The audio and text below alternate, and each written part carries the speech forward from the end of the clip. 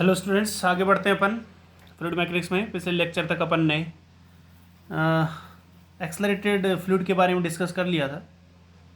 उसमें अपन ने सारे जितने टाइप के क्वेश्चन बन सकते थे वो देखे, और रोटेशनल इफेक्ट भी देखा था सूडो फोर्स की वजह से। तो उसकी इक्वेशन भी ध्यान रखें, y = ω²x²/2g, जो कि इक्वेशन ऑफ पैराबोला है। तो इस चीज़ का भी ध्यान रखें। डायरेक्ट क्वेश्चन पूछा जा चुका है पिछले साल जेईई मेन में। ठीक है, अगर आप नोट सही ढंग से ध्यान रखेंगे तो जेईई मेन क्लियर करना कोई बड़ी बात नहीं है। अगर नोट सही ढंग से ध्यान में नहीं रहेंगे तो फिर तो भैया सब कुछ चीज़ें टफ है। ठीक है, एडवांस निकालने के लिए आपको नोट्स के साथ कॉन्सेप्ट में क्लियरिटी होनी चाहिए। मेंस तक इतना कुछ ज़्यादा टफ नहीं होता मामला। ठीक है, अगर आप जैसे 25 क्वेश्चन आते हैं भाई साहब, 20 क्वेश्चन भी करके आए, 18 क्वेश्चन भी फिजिक्स में कर दिए, तीनों में 18 कर दिए तो भी बहुत है, बट एग्जैक्ट सही होने चाहिए। 18 या 54, 54 × 4 कितने होते हैं भाई साहब? 216 नंबर, बहुत सही स्कोर है। ठीक है, तो उसके लिए आपको सही ढंग से नोट्स आने चाहिए, ऐसे मुंह उठा के आप नहीं जा सकते। ठीक, तो मेहनत करें भैया, लॉकडाउन के टाइम का फ़ायदा उठाएं। तो आगे बढ़ते हैं अपन। आगे अपन बात करते हैं गेज एंड एब्सोल्यूट प्रेशर की। ये दो टर्म आ जाती है, कभी कभार डायरेक्ट पूछ ली जाती है, gauge and absolute pressure. Gauge pressure क्या होता है एंड एब्सोल्यूट प्रेशर क्या होता है। ठीक है, तो बात करते हैं। ये मैंने कोई कंटेनर लिया, उसमें मैंने 2 पॉइंट चूज़ किए, एक पॉइंट ये टॉप वाला और एक पॉइंट ये नीचे वाला। ठीक है, बात हेलो बात कर रहे। तो इसमें अपन ने 2 पॉइंट चूज़ किए, तो हमें पता है टॉप पॉइंट पे प्रेशर कितना होगा, P0 होगा, और इस पॉइंट पे प्रेशर कितना होगा, अगर इस लिक्विड की डेंसिटी कितनी है, रो है, तो इस पॉइंट का प्रेशर होगा P0 + ρgh। इसमें किसी को दिक्कत नहीं होनी चाहिए। इस पॉइंट का अगर प्रेशर P मान लिया जाए तो इस पॉइंट पे प्रेशर कितना होगा, P0 + ρgh। ठीक, तो P = P0 + ρgh, P - P0 = ρgh। इस P - P0 को कहते हैं गेज प्रेशर। P - P0 को क्या कहते हैं, गेज प्रेशर। यानी दो पॉइंट के बीच डिफरेंस जो होता है, दो पॉइंट के बीच के प्रेशर का डिफरेंस को कहते हैं गेज प्रेशर। ठीक, दो पॉइंट लिए, उन दो पॉइंटों के बीच के प्रेशर के डिफरेंस को क्या कहते हैं, गेज प्रेशर। और उस पॉइंट पे जो एग्जैक्ट प्रेशर है, इस P को कहते हैं एब्सोल्यूट प्रेशर। उस पॉइंट पे जो प्रेशर है उसको कहते हैं एब्सोल्यूट प्रेशर, और दो पॉइंट के बीच के प्रेशर डिफरेंस को कहते हैं गेज प्रेशर। कहानी खत्म। ठीक, कोई बड़ी बात नहीं है। अगले कॉन्सेप्ट पे चलते हैं। अगला कॉन्सेप्ट है बैरोमीटर।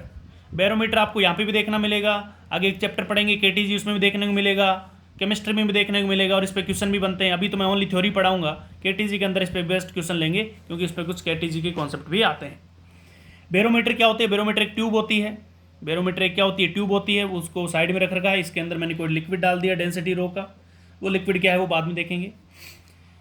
इस ट्यूब को जो अपन ने, ट्यूब पहले वैक्यूम में थी, ट्यूब वैक्यूम में थी, इस चीज़ का ध्यान रखें। वैक्यूम का मतलब होता है जहाँ पे प्रेशर 0 हो। ये ट्यूब मान लो यहाँ पे रखी हुई थी, बट वैक्यूम के अंदर। अब इस ट्यूब को मैं उठा के ले जा रहा हूँ उसको, और इसके अंदर मैंने लिक्विड के अंदर डाल दिया। ट्यूब को किस में डाल दिया, लिक्विड के अंदर। तो ट्यूब को जैसे लिक्विड में डालूंगा, ट्यूब को जैसे लिक्विड में डालूंगा, तो ऊपर का प्रेशर कम है और नीचे का प्रेशर ज़्यादा होगा, तो प्रेशर हाई टू लो की तरफ फ्लो होगा, तो लिक्विड ऊपर की तरफ चढ़ेगा। लिक्विड किधर चढ़ेगा, ऊपर की तरफ, क्योंकि pressure high to low flow होता है। तो जैसे ही इस ट्यूब को अपन लिक्विड के अंदर डालेंगे तो लिक्विड ऊपर की तरफ चढ़ेगा। लिक्विड कहाँ चढ़ेगा, ऊपर की तरफ। तो मान लेते हैं HI ऊपर चढ़ गया, क्योंकि ट्यूब के अंदर प्रेशर क्या था, वैक्यूम था। वैक्यूम का मतलब प्रेशर 0, तो लिक्विड किधर चढ़ेगा, ऊपर की तरफ चढ़ेगा। समझ आ रही है चीज़ें? तो लिक्विड के ऊपर प्रेशर ऊपर चढ़ा, लिक्विड ऊपर चढ़ा ट्यूब में। इस पॉइंट पे प्रेशर P0 है, तो इस पॉइंट पर भी प्रेशर P0 होना चाहिए, क्योंकि सेम लेवल पे प्रेशर सेम होता है। समझ आ रही है? इस पॉइंट पे अगर प्रेशर P0 है तो इस ट्यूब के अंदर इस पॉइंट पे भी प्रेशर P0 होना चाहिए, क्योंकि सेम लेवल पे प्रेशर सेम है। मैं अगर इस पॉइंट पे लिखना चाहूँ तो ऊपर जाएंगे तो प्रेशर घटेगा, तो P0 - ρgh इस पॉइंट पे प्रेशर हो गया, P0 - ρgh इस पॉइंट पे प्रेशर हो गया। बट यहाँ पे तो वैक्यूम है, क्या है, वैक्यूम। और वैक्यूम के अंदर प्रेशर कितना होता है, 0, तो P0 - ρgh = 0, तो P0 कितना आ गया, ρgh के बराबर। हमें हाइट निकालनी है कि लिक्विड कितनी हाइट ऊपर चढ़ाता है, H = P0/ρg, H = P0/ρg। समझ आ रही है चीज़ें? इसमें किसी को दिक्कत नहीं होना चाहिए। दोबारा सुन लें, यहाँ पे प्रेशर P0, तो यहाँ पर भी प्रेशर P0, क्योंकि सेम लेवल पे प्रेशर सेम होता है। इससे ऊपर जाएंगे तो प्रेशर घटेगा, ऊपर जाने पे प्रेशर घटता है, तो P0 - ρgh। इस पॉइंट पे प्रेशर हो गया P0 - ρgh, बट ऊपर से देखें तो वैक्यूम है। इस जगह क्या है, वैक्यूम। तो वैक्यूम पे प्रेशर 0 होता है, तो P0 = ρgh। तो H = कितना आ गया, P0/ρg। पहला क्वेश्चन है लिक्विड इज वाटर। लिक्विड क्या होता है, वाटर होता है। तो H = P0 कितना, P0 तो 10⁵ होती है, ATM प्रेशर।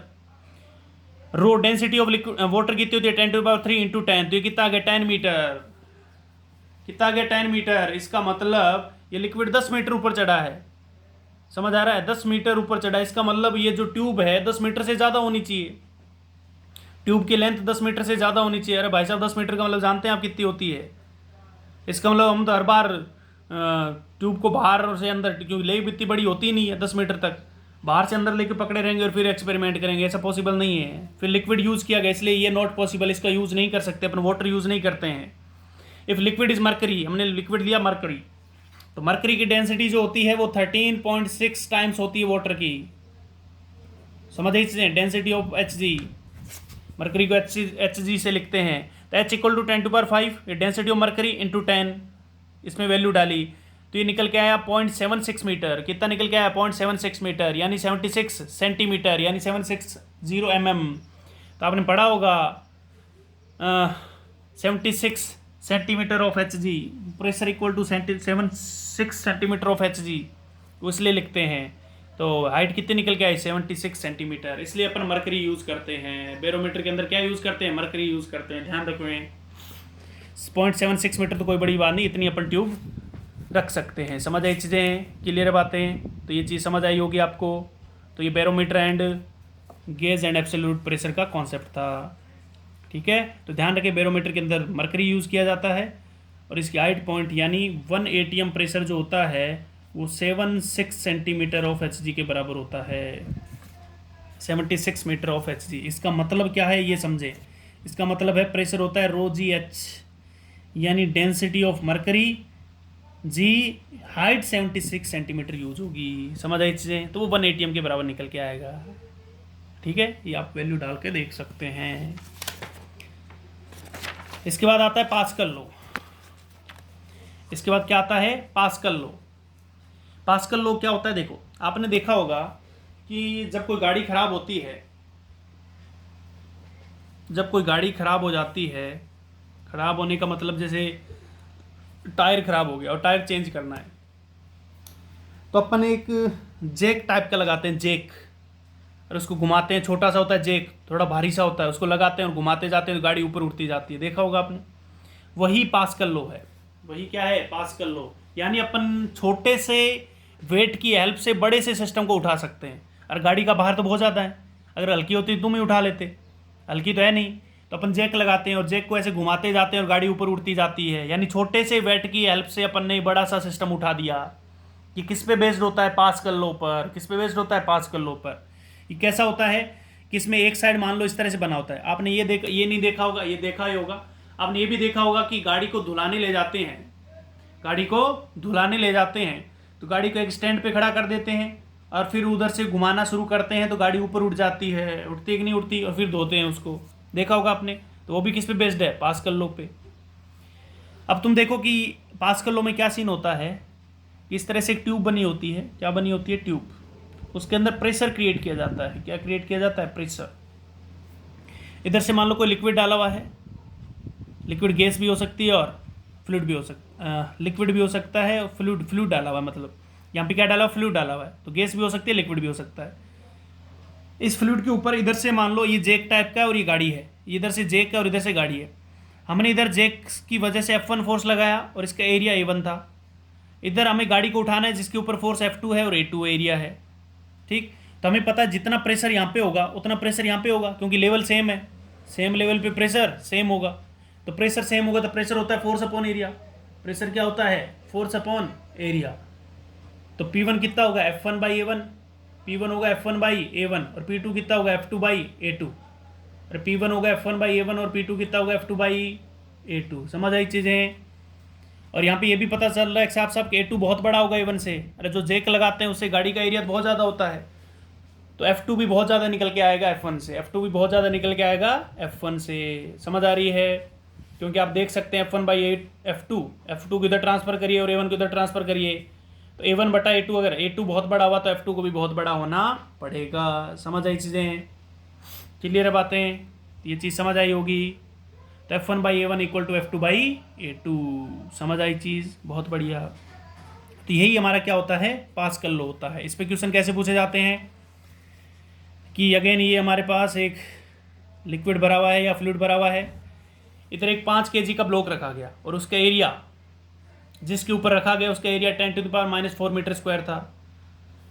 तो इस एरिया के हेल्प से इधर का एरिया ये है, तो बताइए कितने मास को उठाया जा सकता है, कितने मास को उठाया जा सकता है। तो F1/F2 = A1/A2। अभी देखा था प्रेशर सेम है तो force upon area = force upon area.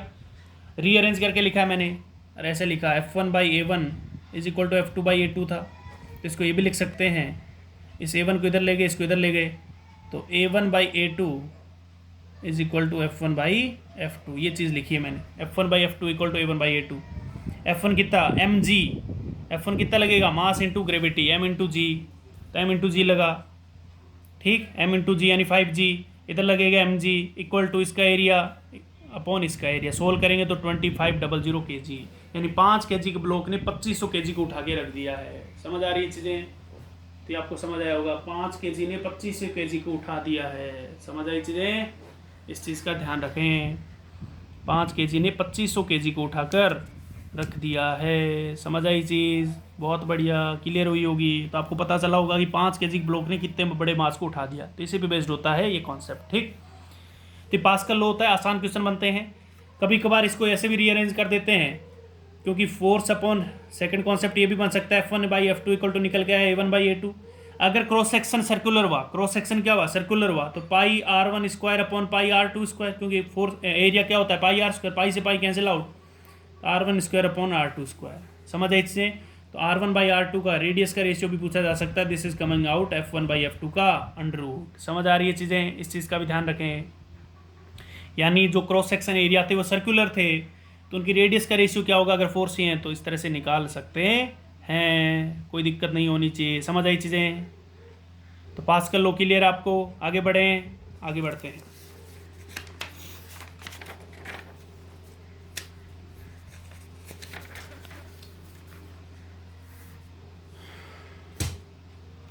इसके बाद आता है बायन्सी फोर्स, आर्किमिडीज प्रिंसिपल भी कहते हैं, आर्किमिडीज बायन्सी फोर्स या आर्किमिडीज प्रिंसिपल। ये सबसे इंपॉर्टेंट है इस चैप्टर का।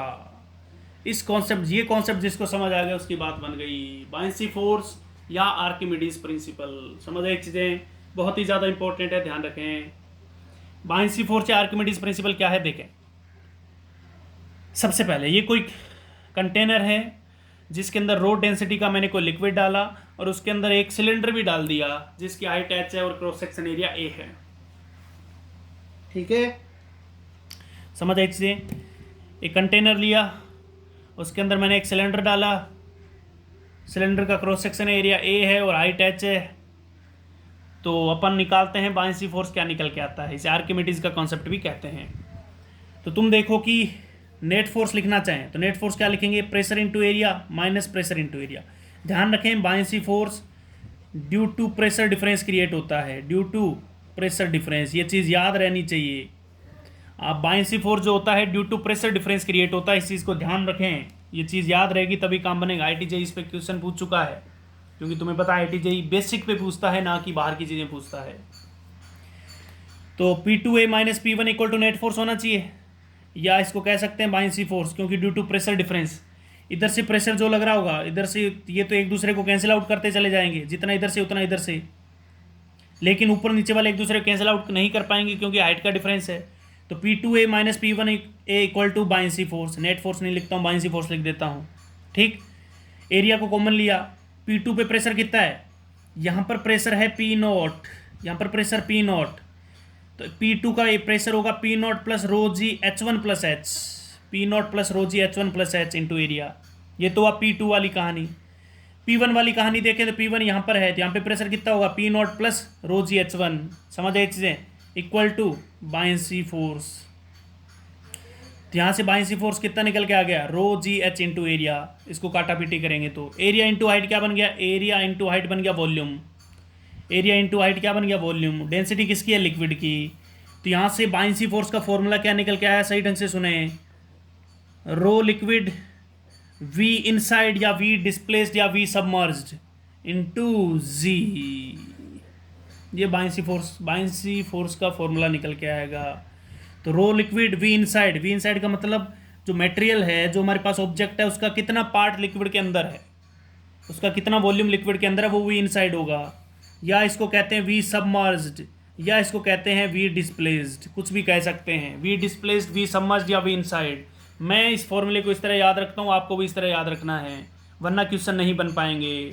तो buoyancy force is equal to density of liquid V inside into G. समझ आई चीज़ें? तो फॉर्मूला निकल के आया बाइंसी फोर्स का। क्लियर बातें? तो पहले कुछ क्वेश्चन देखते हैं, उसमें समझते हैं अपन बाइंसी फोर्स को कैसे लिखते हैं, फिर आगे बढ़ेंगे। ये कोई कंटेनर है, कंटेनर के अंदर एक सिलेंडर डाल दिया गया है, सिलेंडर की डेंसिटी रो एस है और लिक्विड की डेंसिटी रो एल है, सिलेंडर की टोटल हाइट एच है और जो लिक्विड के अंदर हाइट है वो एल है। तो आपको पूछा गया है बाइंसी फोर्स लिख के बताओ। तो भैया बाइंसी फोर्स का फॉर्मूला देखा अपन ने, V inside density of liquid into G. तो buoyancy force equal to V inside कितना है, हमें पता है पूरा वॉल्यूम तो अंदर है नहीं, तो वी इनसाइड कितना लिखेंगे, area, cross section area into height. तो cross section area into height, height कितनी एल, जो लिक्विड के अंदर है भाई साहब, टोटल नहीं लिखनी। डेंसिटी ऑफ लिक्विड कितनी, रो एल इंटू जी। ये हमारे पास क्या निकल के आ गया, बाइंसी फोर्स। ठीक है, तो ये हम पहला क्वेश्चन तो ये पूछा था बाइंसी फोर्स लिख के बताओ। तो बाइंसी फोर्स का फॉर्मूला था V inside rho liquid into G. दूसरा ये पूछा गया find mass of the block बताओ, पूछ लिया जाए मास ऑफ द ब्लॉक। तो तुम देखो कि ये ब्लॉक इक्विलिब्रियम में है, ब्लॉक किस में, इक्विलिब्रियम में है, ऊपर नीचे कुछ नहीं मूव कर रहा ना, तो इसका मतलब इक्विलिब्रियम में है। तो इसका मतलब इसका वेट जो है mg जो है वो इसके बाइंसी फोर्स को बैलेंस कर रहा होगा, और इसका mg ही किसको होल्ड कर रहा होगा, क्योंकि mg लग रहा होगा नीचे की तरफ और बाइंसी लगता है हमेशा ऊपर की तरफ। इस चीज़ का ध्यान रखें। कैसे पता चला, क्योंकि यहाँ पे देखो कौन सा प्रेशर बढ़ा था, P2, तो P2 किधर की तरफ है, ऊपर की तरफ, तो बाइंसी फोर्स हमेशा ऊपर की तरफ लगेगा। इस चीज़ का ध्यान रखें, बाइंसी फोर्स हमेशा ऊपर की तरफ लगेगा। तो बाइंसी फोर्स ऊपर की तरफ और mg नीचे की तरफ, g से g कैंसिल आउट हो जाएगा, तो m की वैल्यू कितने निकल के आएगी, area into length into density of liquid. समझ आई चीज़ें? ये हमारे पास मास निकल के आएगा। तो आप बाइंसी फोर्स को लिखना सीखे होंगे। बाइंसी फोर्स क्या होता है, v inside density of liquid into G. समझ आई चीज़ें, v inside density of liquid into G. तो ये चीज़ आपको समझ आई होगी, इसमें कोई दिक्कत नहीं होनी चाहिए। बाइंसी फोर्स जिसको लिखना आ गया वो आसानी से क्वेश्चन कर सकता है। अगला क्वेश्चन ये है कि एक क्यूबिकल कंटेनर, एक कंटेनर है, उसके अंदर रो डेंसिटी का लिक्विड भरा गया है और उसके अंदर एक क्यूबिकल पार्टिकल ऐसे लटका दिया गया है या डुबा दिया गया है। ये कह रहा है इसका 3L/4 पार्ट अंदर है, क्यूब का 3L/4 पार्ट अंदर है और L/4 पार्ट बाहर है। तो बताइए density of liquid and density of object में क्या रिलेशन होगा। Find relation between rho and sigma. अगर 3/4 पार्ट इनसाइड है लिक्विड के, तो हमें पता है अगर ये तैर रहा है, अगर ये क्यूब तैर रहा है इसका मतलब इक्विलिब्रियम में है, और इक्विलिब्रियम में इसका मतलब नेट फोर्स 0 है। तो नेट फोर्स 0 का मतलब नीचे की तरफ mg और ऊपर की तरफ बाइंसी लग रहा होगा। ठीक, तो mg इक्वल टू क्या होना चाहिए, बाइंसी इक्वल टू वेट होना चाहिए। वेट का मतलब mg। वेट को तो अपन आसानी से लिख सकते हैं, mg को कैसे लिखते हैं, m होता है डेंसिटी इंटू वॉल्यूम। डेंसिटी किसकी, ऑब्जेक्ट की, तो डेंसिटी ऑब्जेक्ट की कितनी है, सिग्मा। ठीक है, density of the object is sigma into volume, volume को लिखते हैं एरिया इंटू लेंथ। ये किसका वॉल्यूम है, ऑब्जेक्ट का, क्योंकि मास किसका ले रहे हैं, ऑब्जेक्ट का। तो डेंसिटी भी ऑब्जेक्ट की और वॉल्यूम भी ऑब्जेक्ट का। तो वॉल्यूम क्यूबिकल एल क्यूब भी लिख सकते हैं, बट मैंने लिखा एरिया, ये नीचे वाला, इंटू हाइट ए इंटू एल इंटू जी। ये क्या निकल के आ गया, mg निकल के आ गया। अब बाइंसी फोर्स लिखते हैं। बाइंसी फोर्स कैसे लिखते हैं, बाइंसी फोर्स होता है एरिया, हाँ दोबारा बता देता हूँ। बाइंसी फोर्स होता है V inside density of liquid into g. V inside कितना है भाई साहब, एरिया इंटू 3L/4, क्योंकि 3/4 पार्ट अंदर है तो एरिया इंटू 3L/4। अरे 3L/4 अंदर है ना, तो area into 3L/4। Density of liquid कितनी, रो इंटू जी। दोनों को कर देंगे बराबर, तो सिग्मा और रो में रिलेशन निकल के आ जाएगा। इस तरह के क्वेश्चन भी काफ़ी पूछे जाते हैं, खासकर मेडिकल में। Find the relation between rho and sigma, इस तरह से सोल्व करके निकाल देंगे। समझ आई चीज़ें? तो जिसको बाइंसी फोर्स लिखना है उसको ये सारी चीज़ें क्लियर हो गई होगी। ध्यान रखें, बाइंसी फोर्स हमेशा ऊपर की तरफ लगता है, बाइंसी फोर्स हमेशा प्रेशर डिफरेंस की वजह से क्रिएट होता है। और इस तरह से अपन अगर कोई ब्लॉक तैर रहा है, इसका मतलब ये हुआ कि बाइंसी फोर्स और वेट एक दूसरे को बैलेंस कर रहे हैं, कहानी ख़त्म। अगर कोई एक्स्ट्रा फोर्स भी होगा तो उसको भी ऐड कर देंगे। समझ आ रही है? पूरी मैकेनिक्स लगना शुरू हो गई, क्योंकि ये भी एक फोर्स है। जैसे एक आधा क्वेश्चन और करते हैं तो और समझ आएगी आपको। जैसे कि ये कोई कंटेनर है, उसके अंदर एक क्यूब लटका दिया गया है ऊपर से रस्सी से बांध के।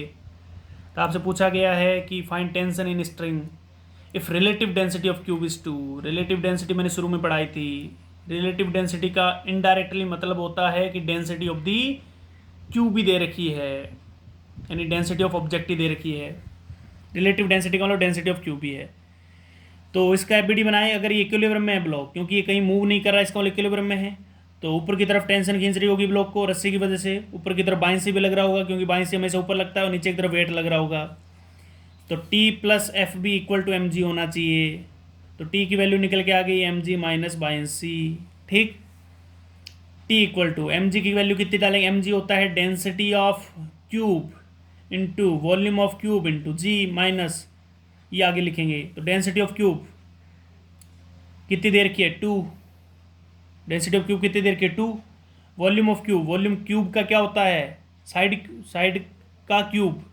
तो साइड कितनी है? 1 मीटर, तो 1 का क्यूब इंटू जी 10 माइनस बाइंसी कैसे लिखते हैं? बाइंसी लिखते हैं वी इनसाइड। वी इनसाइड तो पूरा ही डूबा हुआ है, तो 1 cube into density of liquid. Liquid क्या है? वाटर, तो 1 इंटू 10। आंसर निकल के आ जाएगा 10 न्यूटन। समझ आई चीज़ें?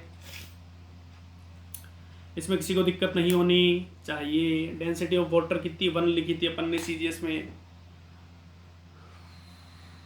समझ आई चीज़ें? तो इस तरह से अपन सोल्व कर सकते हैं। क्लियर है बातें? एक क्वेश्चन और देख लेते हैं। अगला पूछा गया है कि एक कंटेनर में अगेन एक क्यूब डुबोया गया जिसकी रिलेटिव डेंसिटी 0.4 है।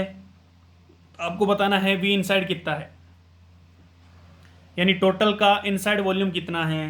तो अगेन इक्विलिब्रियम में होल्ड करेंगे mg इक्वल टू बाइंसी।